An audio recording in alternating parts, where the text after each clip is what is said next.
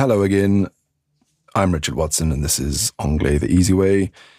Today I'd like to talk about a novel called World Made by Hand. The author is James Howard Kunstler. Not easy to spell, that one. And it's basically a dystopian novel set in the near future in America. And America has been drastically transformed by a global energy crisis. This may resonate with people. And society has basically collapsed.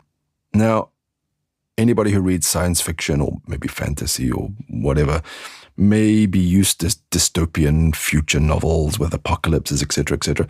This one's not like that. This is basically just that society has slowly collapsed. The story is told through the eyes of Robert Earl, who's a former computer programmer, who's become a farmer in a small, isolated town called Union Grove, upstate New York. And the novel portrays a world where technology has largely failed and people are forced to revert to older, more agrarian ways of life, basically growing their own food.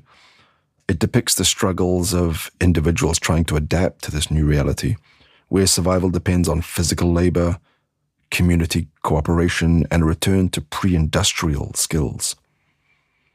So the story follows the tensions and the conflicts and the fragile social structures that emerge after the collapse, as well as the search for meaning and purpose in this new world. So what's interesting about this novel? Well, you could say it's an example of dystopian realism. So the novel basically provides a stark and quite disturbing portrayal of post-collapse world, but that feels plausible and grounded in current social trends. You could actually imagine this happening, basically. It explores the idea of sustainability, which is a very popular and trendy word right now. It raises important questions about our dependence on technology and the fragility of our current infrastructure and how important self-sufficiency is or could become. This book focuses a lot on community. It examines the importance of community and social structures in times of crisis. It gives you a very detailed portrayal or idea of daily life. And the narrative focuses on the mundane aspects of life in a post-industrial world, or nearly post-industrial world, including farming and crafting and the constant struggle for survival.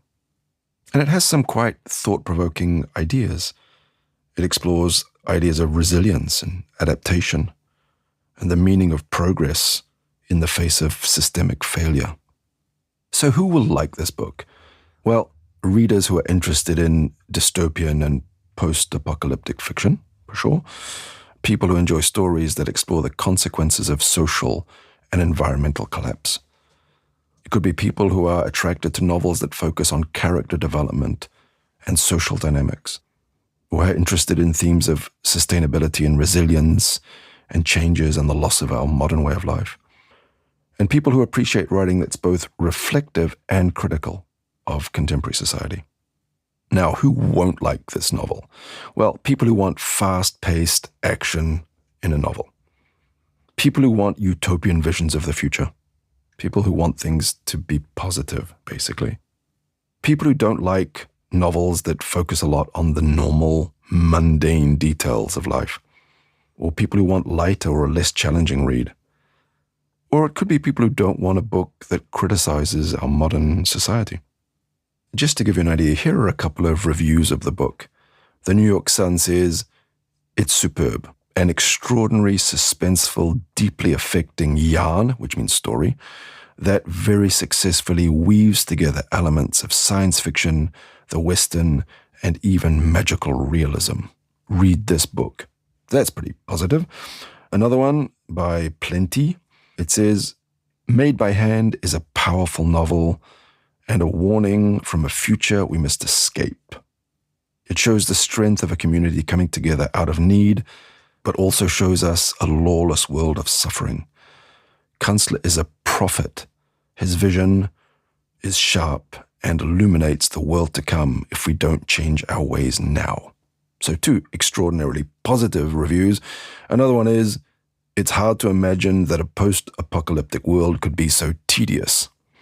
So that's the problem with this book. Not a lot of action in terms of fighting and stuff like that, which is fine, but quite thoughtful. So an easy read for French people, I would say.